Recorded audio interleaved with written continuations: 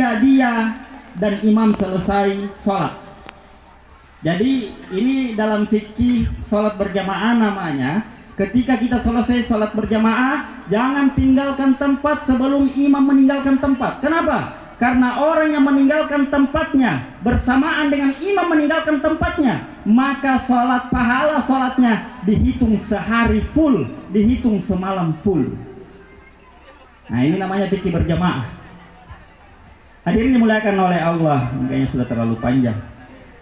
Satu lagi, tujuan kita ikut bertakziah tiada lain dan tak bukan adalah untuk mengingat kematian. Tapi Pak Ibu, di sini ada yang sudah umur 50 tahun. Banyak. Nah, ini almarhum contohnya. Hati-hati Ki. Jangan tunggu umur 60, belum tentu itu. Apalagi biasa kalau hadir acara begini Pak Ibu, ternyata malaikat juga hadir. Saya ditanya, Ustaz, adakah malaikat maut juga hadir? Saya bilang ada. Biasanya malaikat maut juga hadir. Kalau di dalam sejarah para nabi, biasanya kalau ada pengajian seperti ini malaikat maut hadir. Di mana tempat duduknya? Di belakang. Biasanya pakai baju putih. Coba yang duduk di belakang lihat samping kiri kanannya. Kalau orang yang tidak dikenal jangan sampai itu malaikat maut, hati-hati. Nah, dicatat minamata itu.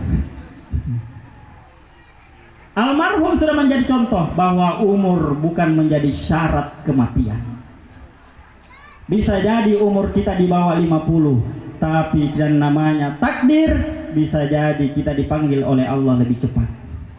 Tapi saya berdoa, mudah-mudahan yang hadir semua di sini diberkahi umurnya, insya Allah. Amin. Karena takdir itu Pak ada dua, ini sering disalahpahami. Ada namanya qada, ada namanya qadar. Ini beda. Ada qada, qada itu takdir sudah ditetapkan oleh Allah, tidak bisa dirubah dengan cara apapun. Ini namanya qada. Bagaimana contohnya? Kalau Bapak Ibu ditakdirkan hidup, pasti ditakdirkan mati. Tidak ada lobby-lobby supaya umur kita panjang sampai hari kiamat. Pasti mati. Kalau hidup pasti mati. Ini namanya qadar. Ada namanya qadar. Apa itu qadar? Ketetapan takdir Allah yang ditentukan sebelum kita hidup, tapi bisa dirubah berdasarkan kondisi. Bagaimana contohnya? Contoh, sebelum hidup Bapak Ibu ditakdirkan meninggal umur 50. Tapi karena Bapak Ibu rajin silaturahmi, Bapak Ibu rajin berdoa supaya dipanjangkan umur, akhirnya Allah terima. Maka ditambahlah umurnya. Itulah bagusnya doa dan silaturahim, bisa merubah takdir kita. Maka jangan putus asa. Yang merasa rezekinya kurang, perbanyak silaturahmi, insya Allah rezeki kita ditambahkan. Yang terakhir sebagai kesimpulan, tidak perlu panjang-panjang karena sebenarnya ceramah saya sama juga yang disampaikan oleh ustaz yang lain. Saya hanya mengingatkan saja.